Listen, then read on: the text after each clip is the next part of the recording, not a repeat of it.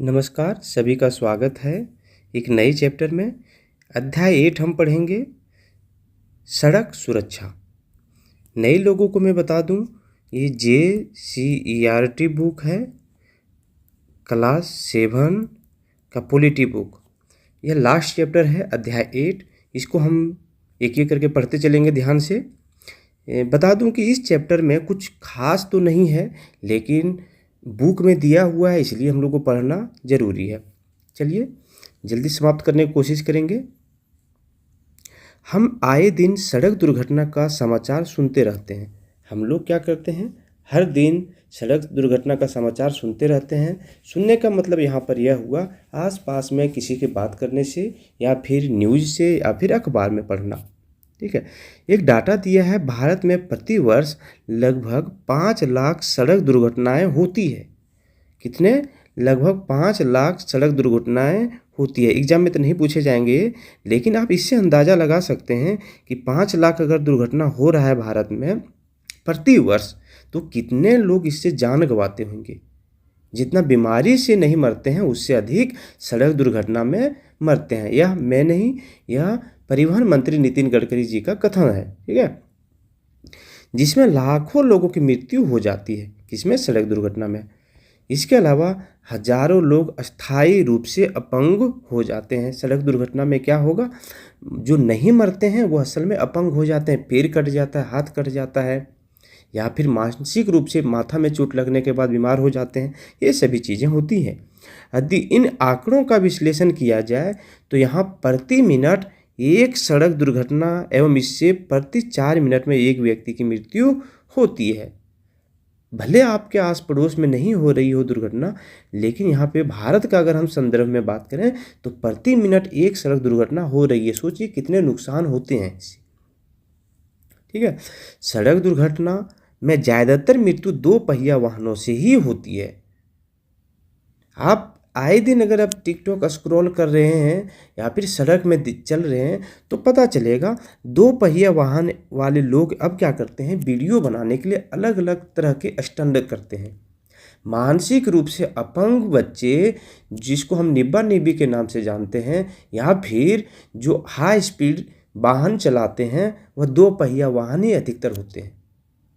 ठीक है, दूसरा कंडीशन क्या होता है 2 पहिया वाहन का सड़क दुर्घटना होने का, जब कोई 2 पहिया वाहन तेजी से चल रहा है, भले उसको दिखाई दे कि सड़क पूरी तरह से खाली है, हाई स्पीड में चल रहा है, लेकिन इसी बीच एकाएक किसी जानवर के सड़क पर दौड़ जाने से, 2 पहिया वाहन से टकरा जाने से क्या होता है, नियंत्रण खो जाता है और उस वाहन जो है पलट जाता है।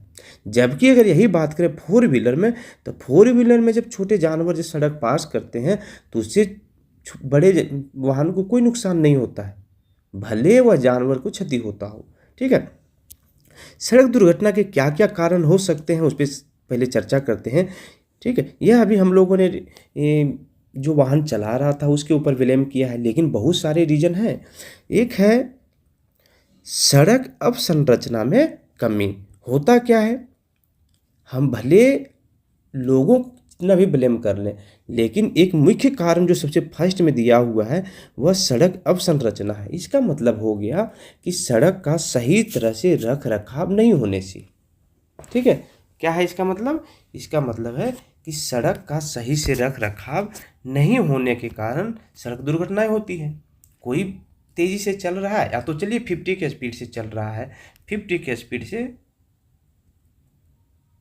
और बीच में पता चले एकाएक गड्ढा मिल गया, तो क्या होगा, वहाँ भी दुर्घटनाएं होती है। तो यह किसका दोष है? सड़क की अवसंरचनाओं का। विगत वर्षों में देश में निजी एवं सार्वजनिक वाहनों की संख्या तीव्र गति से वृद्धि हुई है, जबकि हर दिन हर मिनट नए वाहन खरीदे जा रहे हैं। पुराने वाहन भी सड़क पर चल रहे हैं, नए वाहन भी चल रहे हैं। इससे क्या हो रहा है, सड़क पर ओवरलोडिंग बढ़ रही है, ट्रैफिक बढ़ रहे हैं, लेकिन सड़क अवसंरचना उनके अनुरूप बढ़ोतरी नहीं हुई है। जबकि सड़क जो है सही तरह से, सड़क का विकास नहीं हो पाया है, ना तो सड़क को बढ़ाया गया है। अभी भी आप देखेंगे बहुत सारे ऐसे शहर हैं जो रिंग रोड के लिए तरस रहे हैं, जबकि वहाँ पर हेवी ट्रैफिक हर दिन मिलेगा आपको। हर दिन धूल जो है आप पूरी तरह से उड़ रहे हैं, या फिर सीटी आपको बजता हुआ दिखेगा, हॉर्न बजते हुआ दिखेगा। इसके कारण क्या होता है, देखिए, जिस कारण सड़कों पर वाहनों का भार अधिक है तथा शहरों में सड़कों पर जाम लगना आम बात है। हर जगह आप देखेंगे, यहाँ पे एक देख सकते हैं फिगर दिया हुआ है। जिससे बचने के लिए वाहन चालकों के द्वारा वाहनों को बेतरतीब चलाया जाता है। बेतरतीब चलाया जाता है कि मतलब क्या हुआ, इसका मतलब यह हो गया, चलिए देखिए, हम लोग का एक नियम है कि हम लोग को हमेशा बाएं की ओर चलाना है, ठीक है।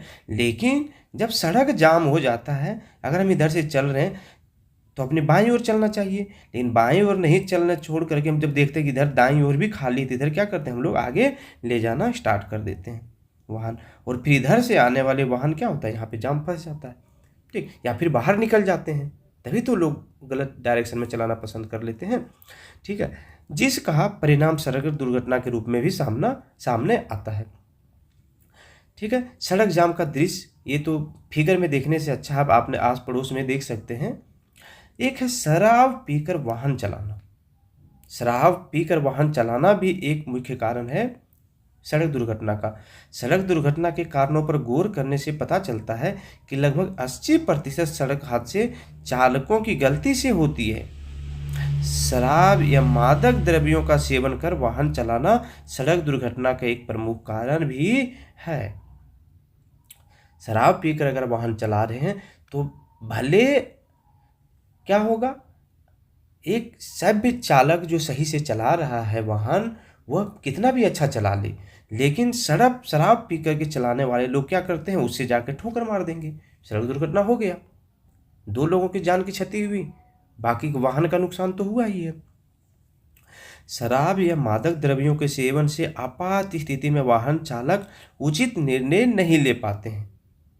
अगर आप शराब पीकर चला रहे हैं, क्या होता है, अगर एकाएक आपकी गाड़ी के नीचे कोई बच्चा दौड़ गया, आगे दौड़ गया, या फिर कोई जानवर दौड़ गया, आप सही तरह से नियंत्रण नहीं कर पाएंगे गाड़ी। क्यों? क्योंकि आपका माइंड जो है आपके अंदर संतुलन में है ही नहीं अभी, नशा में। तो क्या होगा, आप धक्का मारेंगे या फिर क्षतिग्रस्त होगा, दुर्घटना होगा ही। इसके अलावा तथा वाहनों पर से उसका नियंत्रण हट जाता है। अतः सुरक्षित सड़क यात्रा के लिए यह जरूरी है कि शराब या अन्य मादक द्रव्य का सेवन कर वाहन ना चलाएं।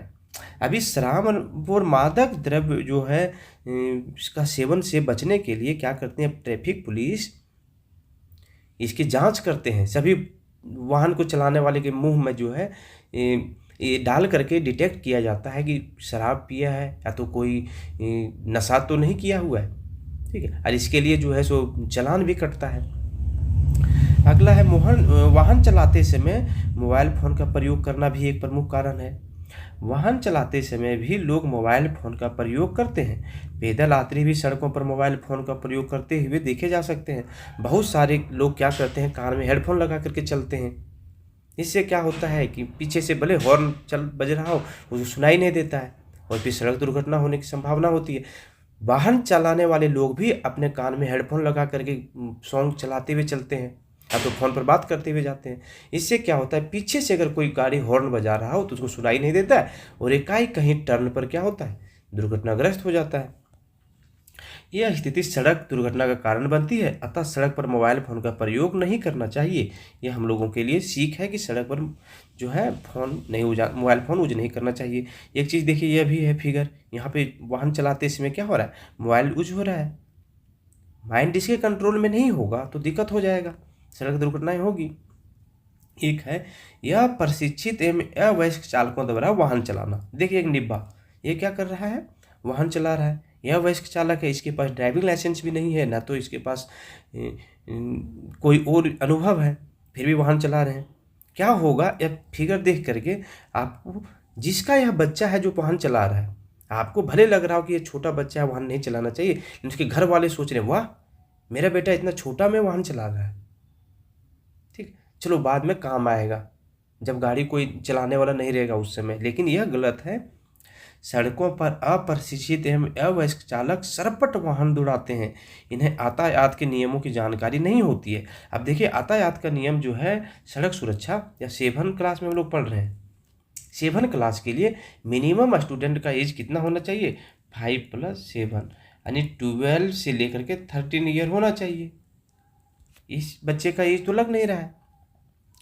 इसके देखिए, शहरों पर कुछ किशोर स्पोर्ट्स बाइक की दौड़ लगाने तथा सड़कों पर कालाबाजी दिखाने के शौकीन होते हैं। किशोर जो बच्चे होते हैं, छोटे बच्चे, वो क्या करते हैं, स्पोर्ट्स बाइक बहुत ही भी तरह से जो है सो चला रहा है, सब अपने दोस्तों को दिखाने के लिए।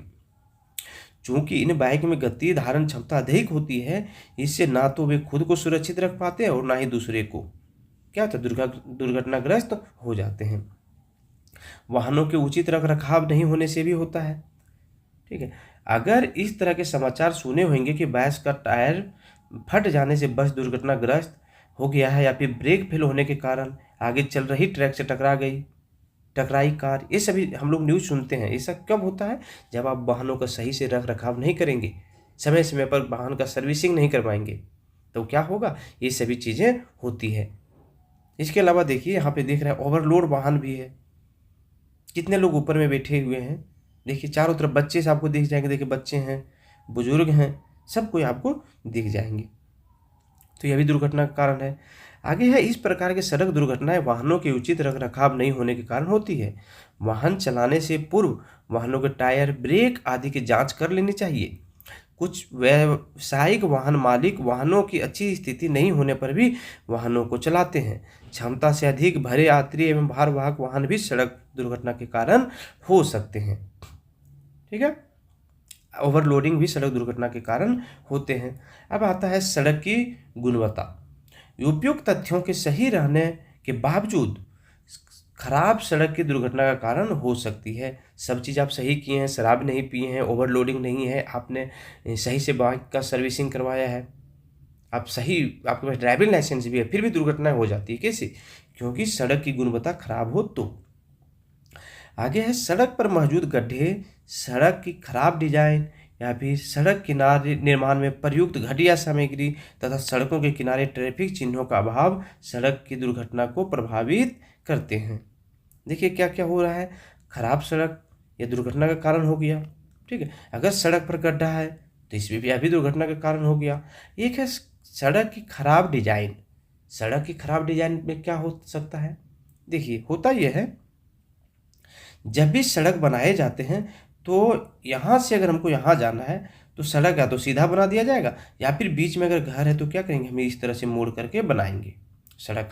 अगर सड़क का डिजाइन इस तरह से डायरेक्ट इस तरह है तो क्या होगा, यहाँ से भले तेज से आने वाली वाहन, जो इधर तेज से आने वाली वाहन, यहाँ घूमना है उसको, लेकिन घूमना छोड़ करके क्या होगा, स्पीड के कारण वो आगे जा करके वाहन को गिरा देगा। तो यह डिजाइन खराब है। या फिर एक होता है, जब भी इधर से आने वाले को इधर इस तरफ मोड़ बनता है कहीं पे, तो यहाँ पर थोड़ा सा सड़क को ऊंचा बनाया जाता है। ठीक है, सड़क ऊंचा, अगर ऊंचा नहीं बनाया गया तो इससे क्या होगा, आगे गिरने की संभावनाएं बढ़ जाती है। ये सड़क डिजाइन पर भी ध्यान देना होता है। सड़क पर चलते हुए अपने स्पीड ब्रेकर देखा होगा, लेकिन क्या आप बता पाएंगे स्पीड ब्रेकर क्यों बनाए जाते हैं? स्पीड ब्रेकर तो हम लोग देखते हैं, स्पीड ब्रेकर इसलिए बनाए जाते हैं ताकि वाहन को धीरे कर सके लोग, लेकिन कभी कभी स्पीड ब्रेकर नहीं दिखने के कारण भी क्या हो जाता है, दुर्घटनाएं हो जाती है।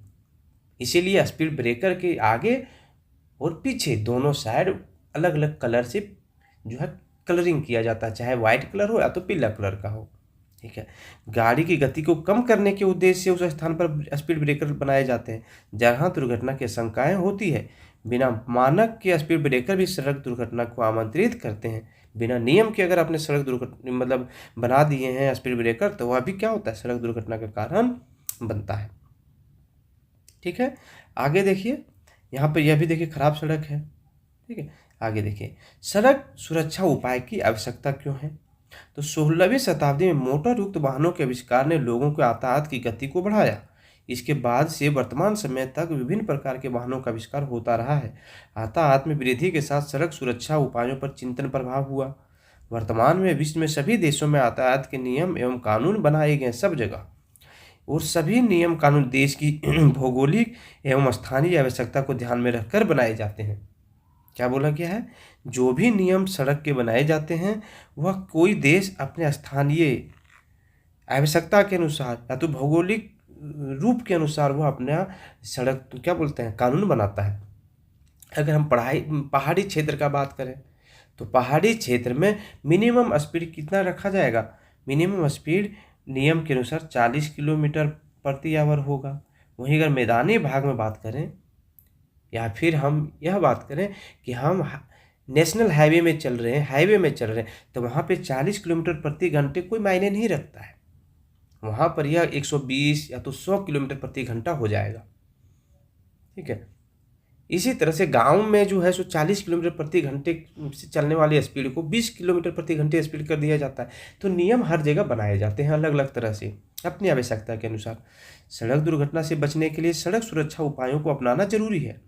इसके लिए ट्रैफिक नियमों को जानकारी सभी सड़क प्रयोगकर्ताओं को होना चाहिए। जरूरी है जागरूकता के माध्यम से सड़क दुर्घटनाओं की संख्या में कमी लाई जा सकती है। अगर आप जागरूक हैं तो सड़क दुर्घटनाओं में क्या कर सकते हैं? हम लोग दुर्घटना को कम कर सकते हैं, संख्या में कमी ला सकते हैं। पहला, हमेशा बाईं ओर चलें, एक हो गया।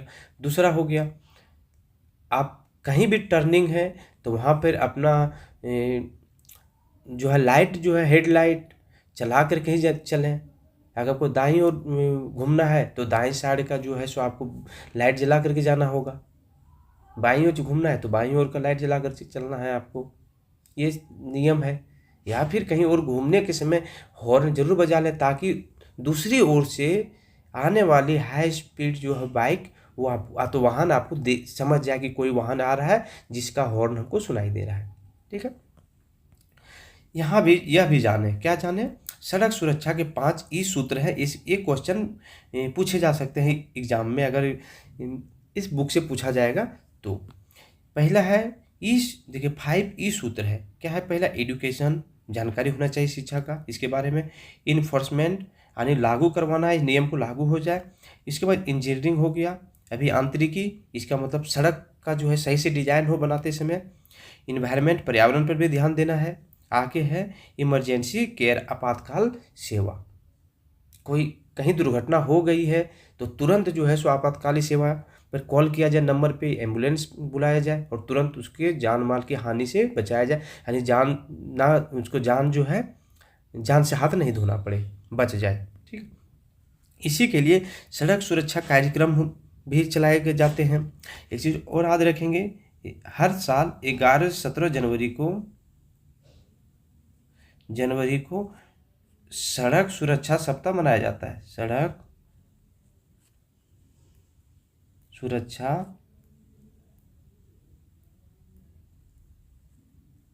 सप्ताह मनाया जाता है 11 से 17 जनवरी को। ठीक है।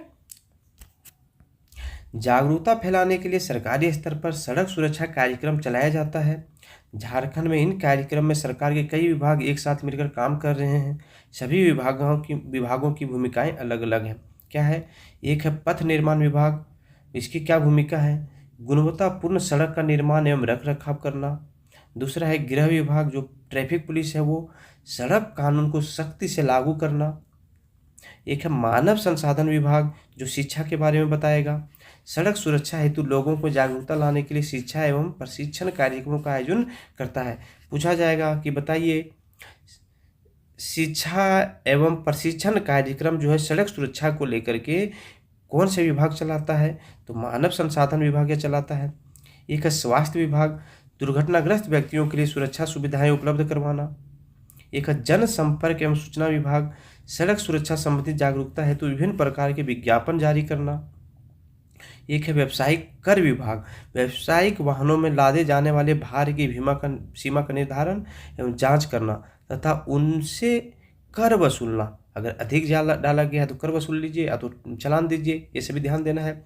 इसलिए सड़क पर कई व्यावसायिक चेक पोस्ट भी बनाए गए हैं। अब इस पर चर्चा करते हैं क्या क्या है। पथ निर्माण विभाग क्या करेगा? सड़क बनाएगा। ट्रैफिक पुलिस क्या करेगा? कोई नियम मान रहा है या नहीं मान रहा उस पर ध्यान देगा। मानव संसाधन विभाग क्या करेगा? जो नियम बनाए गए हैं उसकी शिक्षा की जानकारी देनी है उसको, या फिर वाहन का प्रशिक्षण भी देने का काम मानव संसाधन विभाग के अंतर्गत है। स्वास्थ्य विभाग क्या करेगा? एम्बुलेंस की सुविधा प्रोवाइड करवाएगी।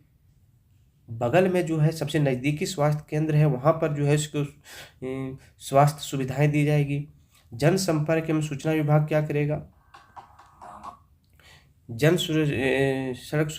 जनसंपर्क एवं सूचना विभाग क्या करेगा? तो यह जागरूकता फैलाने का काम करेगा, पेपर में विज्ञापन देंगे, रेडियो में विज्ञापन देंगे इसके द्वारा। व्यावसायिक कर विभाग क्या करेगा, जो मालवाहक गाड़ी है, व्यावसायिक मतलब वाहनों में जो भार लादे गए हैं सामान लाने के लिए, उस पर जो है ध्यान रखेगा वो। ये सभी विभागों का काम है। आगे है नगर विकास विभाग, ये क्या करेगा, सड़क शहरों में सड़क, नाली, भवनों आदि का निर्माण संबंधी योजना बनाने में से लागू करवाएगा। आबकारी विभाग क्या करेगा, सड़क एवं राजमार्गों के किनारे बने होटलों या ढाबों आदि में शराब व अन्य मादक पदार्थों की बिक्री पर प्रतिबंध लगाएगा आबकारी विभाग। अरे यातायात विभाग वाहनों का पंजीकरण एवं ड्राइविंग लाइसेंस जारी करना तथा सड़क सुरक्षा कानूनों को भी लागू करना यातायात विभाग का काम है। इसके अलावा कुछ एजेंसी भी इस कार्य में शामिल है, जैसे बीमा नियामक एवं विकास प्राधिकरण तथा राष्ट्रीय सुरक्षा केंद्र भी इसके अंदर काम कर रहे हैं। ये सभी विभाग मिलकर के काम करते हैं। अब ट्रैफिक नियमों की जानकारी के बारे में हम लोग पढ़ेंगे। क्या नियम है, सड़क दुर्घटना से बचने के लिए ट्रैफिक नियमों का पालन करना जरूरी है। विभिन्न सड़क प्रयोगकर्ताओं के लिए अलग अलग ट्रैफिक नियम भी हैं। कौन कौन है, पहला है पैदल यात्री। पैदल यात्री सड़क प्रयोगकर्ताओं का वह समूह है जो सहज रूप से वाहनों के चपेट में आ जाता है, अतः पैदल यात्री को सड़क पर निम्न बातों का ध्यान रखना चाहिए। अब एक प्रश्न आता है जेब्रा क्रॉसिंग, यानी जेब्रा क्रॉसिंग क्या है, तो इसके बारे में समझते हैं। तो पैदल यात्रियों के लिए सड़क पर चलने का एक संकेतक होता है, जिसमें क्या होता है, काला पट्टी और सफ़ेद पट्टी बना हुआ रहता है। यह इस तरह से रहता है जिस तरह से जेब्रा नाम का जो जानवर होता है उसके शरीर पर जिस तरह का धारी बना होता है उसी तरह, इसीलिए उसी के नाम पर इसका नाम हम जेब्रा क्रॉसिंग बोलते हैं। समझ में आ गया। कुछ सड़क सुरक्षा के बारे में दिया गया है। सड़क पर सजग होकर चलें, यथासंभव पैदल पथ यानी सड़क के किनारे बना रास्ता का प्रयोग करें। अगर पैदल चल रहे हैं तो सड़क पार करने के लिए जेब्रा क्रॉसिंग, जो सड़क पर उजली पट्टियों की धारियां, भूमिगत पथ या ऊपरी पुल का प्रयोग करें। जहां इस प्रकार की व्यवस्था नहीं हो वहां बाएं दाएं देखकर सड़क पार करें। हमेशा जो है सो ऊपरी पट्टी जो सड़क के दोनों साइड फुटपाथ बना रहता है उस पर चलना है, या फिर जेब्रा क्रॉसिंग पे चलना है पैदल अगर चल रहे हैं तो। अगर नहीं भी कहीं बना हुआ है तो दोनों साइड आप देख लें कोई गाड़ी तो नहीं आ रहा है, उसके बाद आप चलें। ठीक है। कभी तो 2 से अधिक व्यक्ति एक साथ अगल बगल होकर सड़क पार ना चलें। रात के अंधेरे में सड़क पर चलते इसमें हल्के रंग के कपड़े पहने, सफ़ेद, हल्के रंग सफ़ेद। मान लीजिए लाइट नहीं है तो सफ़ेद थोड़ा सा जो है लाइट रिफ्लेक्ट करता है, जिससे लोगों को दिख जाएगा जो गाड़ी से आ रहा है। जलता हुआ टॉर्च रखें ताकि दूर से आते वाहनों के चालक आपको देख सके। अगर आप अकेले चल रहे हैं तो ऑलरेडी जो अंधेरा रहने पर लोग मोबाइल का लाइट जला ही लेते हैं। शहरों में सड़क के बीच दी हुई रेलिंग को उछल कर पार नहीं करें। बीच में देखिए सड़क है, इस साइड भी सड़क, इधर साइड भी सड़क है, इसको डिवाइड करने के लिए रेलिंग बना हुआ रहता है। हम लोग क्या करते हैं, इस साइड से इधर डिवाइड कर, इधर से डायरेक्ट जो है आसानी से पास कर जाते हैं। इसमें क्या होगा, इधर से आने वाली गाड़ियां जो है वो क्या करेगी, आपको धक्का मार देगी, इसलिए बचना है। खड़ी गाड़ियों के बीच से पार होने की गलती ना करें। ठीक है। अगर 2 खड़ी गाड़ी है, गाड़ी के बीच से अगर 2 खड़ी गाड़ी है, अगर बीच में पास हो रहे हैं, एकाएक क्या होगा, ये गाड़ी आगे बढ़ा और ये भी अगर आगे बढ़ा बिना देखे तो क्या होगा, धक्का लग जाएगा। सड़कों के उपयोग टहलने या दौड़ने के लिए नहीं करें हमेशा। इसी तरह जो है साइकिल चालक है, पैदल यात्री की तरह साइकिल चालक भी सड़क दुर्घटना की चपेट में जल्दी आते हैं। इन्हें सड़क पर चलने के समय कुछ सावधानी बरतने की आवश्यकता होती है। साइकिल चालक को सड़क पर उपलब्ध साइकिल पथ अथवा सड़क के किनारे चलना चाहिए। हमेशा सड़क पर यथासंभव अकेले ही यात्रा करनी चाहिए। सड़क पर साइकिल दौड़ या साइकिल कलाबाजी का प्रदर्शन नहीं करना चाहिए। दूसरे वाहनों से उचित दूरी बनाकर चलना चाहिए। साइकिल चालकों के लिए कहा गया है कि जितना पैदल लोगों को दुर्घटना होती है उतना साइकिल लोगों की भी दुर्घटना होती है, इसीलिए सजग होकर के चलें, किनारे चलें। और अकेले यात्रा करना चाहिए साइकिल वालों को, और साइकिल से जो है सड़क पर कलाबाजी नहीं करना चाहिए। ठीक है, ताकि कोई आकर के ना मार दे। आगे है वाहन के यात्री जो है उसके लिए, अगर आप सार्वजनिक वाहनों में सफ़र कर रहे हैं तो चालक से संवाद नहीं करें। अगर चालक से आप संवाद करेंगे तो चालक का ध्यान भटकेगा और क्या होगा, दुर्घटनाग्रस्त हो जाएगा गाड़ी। चलते वाहन में ना चढ़ें उतरें और वाहन की सीढ़ियों में छतों पर यात्रा ना करें।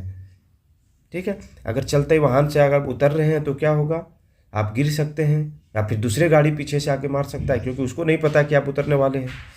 चलते वाहन और खड़े वाहन की खिड़की से शरीर का कोई अंग बाहर ना निकालें, क्योंकि अगर कोई दूसरी गाड़ी सेम हाइट की अगर आ रही है और अगर सट के पास होती है तो क्या होगा, हाथ को चोट लग सकती है। इसी तरह वाहन चालकों के लिए है, वाहन चालकों को सावधानी के लिए निम्न बातों पर विशेष ध्यान रखना चाहिए। वाहन को निर्धारित गति सीमा में ही चलना चाहिए, ज़्यादा फास्ट नहीं चलना चाहिए। आवश्यकता होने पर वाहनों के दाहिनी दिशा में ही ओवरटेक करें, हमेशा दाहिनी साइड चलें। अनावश्यक हॉर्न का इस्तेमाल भी नहीं करना चाहिए। सड़क पर मुड़ते समय हमेशा बल्ब का प्रकाश या तो ट्रैफिक संकेत जो होता है हेडलाइट उसको देना है। दोपहिया वाहन चालकों को हेलमेट व हल्के वाहन चालक को सीट बेल्ट का प्रयोग करना चाहिए। दोपहिया वाहन हेलमेट यूज करें और जो हल्के वाहन है फोर वाहन का उसको क्या करना है, सीट बेल्ट उपयोग करना है। वाहन से संबंधित कागजात ड्राइविंग लाइसेंस वगैरह जो हमेशा अपने पास रखना है। इसके लिए प्राथमिक उपचार है। सड़क दुर्घटना में घायल हुए व्यक्तियों को प्राथमिक उपचार जरूरी है। दुर्घटना के बाद का 1 घंटा इसको स्वर्णिम काल कहते हैं। कौन सा 1 घंटा जो है स्वर्णिम काल कहा जाता है। ठीक है, अगर इस समय घायल व्यक्ति को प्राथमिक उपचार के लिए पश्चात नज़दीक के अस्पताल में तुरंत ले जाया जाए तो उसकी ज़िंदगी भी बचाई जा सकती है। अगर गंभीर चोट आई है, अगर वह जिंदा है तो शुरू के जो 1 घंटा है उसको हम क्या बोलेंगे, स्वर्ण काल ही बोल सकते हैं।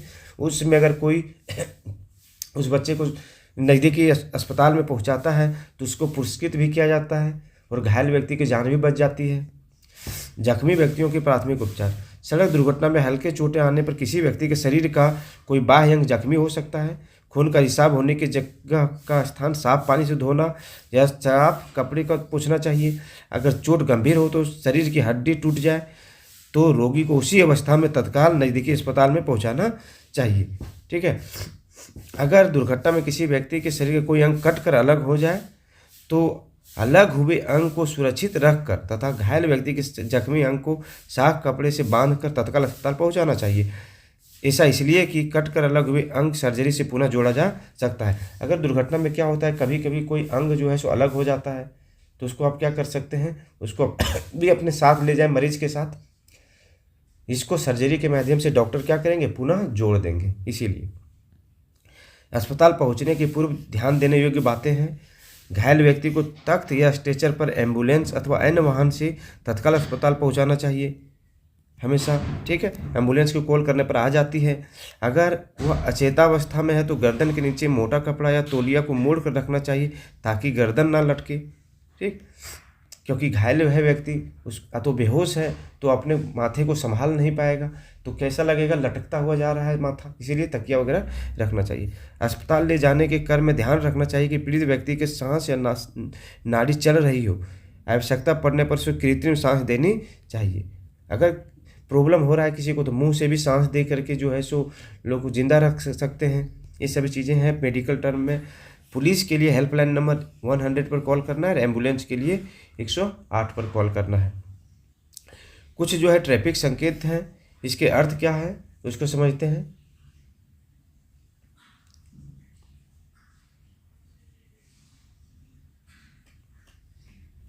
हरा, अगर हरा रंग अगर दिख रहा है आपको तो क्या समझिए इसका मतलब, इसका मतलब है हरी बत्ती का मतलब है आगे बढ़िए। ठीक है, आताहत सिग्नल में जिस तरह की हरी बत्ती जल रही होती है, जिस तरफ से आपको दिख रहा है समझ जाइए कि आपको उधर बढ़ना है। ठीक है, इसी तरह अगर लाल बत्ती का है तो लाल बत्ती का मतलब हो गया कि आपको रुकना है, खतरा है आगे। और पीली बत्ती का मतलब क्या होता है, सतर्क होकर के चलें, वाहन की गति कम कीजिए और सतर्क होकर के चलें। ठीक है, इसका मतलब पीली बत्ती का उपयोग क्यों होता है बताते हैं। जैसे चलिए इस तरह का रोड बना हुआ है, ठीक है, अब यहाँ से आप जो है इधर आ रहे हैं, इधर मुड़ना है आपको, या फिर इधर से आपको सीधा इस तरह से चलना है, आपको यहाँ से इधर चलना है। ठीक है, अब क्या हुआ, इधर से जो चलने वाले लोग हैं यहाँ पर अपना ट्रैफिक लाइन देखेंगे, यहाँ पर उसको हरा बत्ती दिख गया और आप जो है इधर से चल रहे थे, आपका अभी यहाँ पर रेड लाइट हुआ है, लेकिन यहाँ से आने के बाद आप यहाँ तक पहुँच चुके हैं तो फिर तो वापस आप जाएंगे नहीं, तो क्या करना होगा, आपको यहाँ से आगे बढ़ना ही होगा। इसीलिए बोला गया है कि इधर से आकर के आपको कोई धक्का ना मार दे, इसलिए सतर्क होकर के चलना चाहिए। पीली बत्ती उसी में चलता है। आप देखेंगे लाल बत्ती उसके बाद जो है हरा बत्ती जलता है, कुछ समय के लिए पीली बत्ती भी जलता है, ठीक है, लाल बत्ती के बाद। आगे चलते हैं। वाहनों का प्रवेश निषेध, इस तरह का अगर कहीं दिया हुआ चिन्ह है तो आप समझ जाइए वहाँ वाहन लेके नहीं जाना है। अगर इस तरह का चिन्ह है तो आगे जेब्रा क्रॉसिंग है, इस तरह का है तो यू टर्न में आने मुड़ना है। यहाँ पे आगे विद्यालय है, इस तरह का बच्चा का चिन्ह दिया हुआ है। अगर इस तरह का दिया है इसका मतलब आगे सड़क सक्रिय है। दाएं मुड़ें, 40 गति प्रति घंटे की रफ्तार से चलें। यहाँ बाएं नहीं मुड़ना है, हॉर्न ना बजाएं। ये सब चीज़ जो है आप सड़क पर देखते होंगे, ये उपयोग होता है हर समय। आगे है यह भी जाने कुछ ट्रैफिक ई चालान सिस्टम क्या होता है। राज्य की राजधानी रांची शहर में ट्रैफिक व्यवस्था में नया बदलाव किया गया है। रांची की बातें हैं। अब ट्रैफिक नियमों का उल्लंघन करने वाले वाहन चालकों से फाइन ई चालान के माध्यम से किया जाएगा, यानी ऑनलाइन चालान होगा। इसका लाभ यह हुआ कि ट्रैफिक सिग्नल पारदर्शी हो गया है। अब लोगों को ट्रैफिक पुलिस से उलझना नहीं पड़ता और नियम के मुताबिक ही फाइन भरना पड़ता है। इस चालान के जरिए 7 दिनों के अंदर ट्रैफिक थाने के कंट्रोल रूम में आप कैशलेस फाइन जमा कर सकते हैं। इस बदलाव का मकसद नियमों का पालन सख्ती के साथ सुनिश्चित करना होता है। इसका मतलब क्या है समझते हैं। ट्रैफिक इस चालान का मतलब आप यहाँ पर देख रहे हैं, एक खंभा लगा है, ऊपर में देखिए यहाँ कैमरा लगा हुआ है, ठीक है। इसका मतलब यह हो गया कि आप इस सड़क पर यहाँ से आप पास हो रहे हैं, अगर आपको दिख गया कि ये बिना हेलमेट का है, ठीक है, अगर आप 2 सवारी है और दोनों अगर हेलमेट नहीं लगाए हुए हैं रांची में, तो क्या होगा, एक कैमरा जो है आपके नंबर को डिटेक्ट करेगा और सीधा आपका चालान जो है आपके घर भेज देगा। किसके माध्यम से, डाक के माध्यम से, ठीक है, या फिर मोबाइल में भी मैसेज चला जाता है। इसी तरह अगर आप किसी वाहन में 3 सवारी जा रहे हैं तो उसका भी जो है सो आपको क्या करेगा, ये डिटेक्ट करेगा कैमरा और आपके घर चालान भेज देगा। इससे क्या होगा, आपको पता भी नहीं चला कि चालान कट गया है। इससे क्या होगा, पुलिस को से भी उलझना नहीं पड़ रहा है। इससे पारदर्शिता बढ़ रही है, घूस देने की संभावना जो है कम हो जा रही है, ठीक है। यही है ई चालान। उम्मीद है इस ये चैप्टर को मैंने पूरी तरह से समझा दिया है। कुछ अगर बच गया है तो आगे के क्लास में हम लोग पढ़ेंगे, इससे जो भी और आगे के टर्म होते हैं उसे। अगर आप चैनल पर नए हैं और जेटेट की तैयारी कर रहे हैं, जेएसएससी के एग्जाम की तैयारी कर रहे हैं, तो चैनल को सब्सक्राइब करके हमसे जरूर जुड़ जाएं।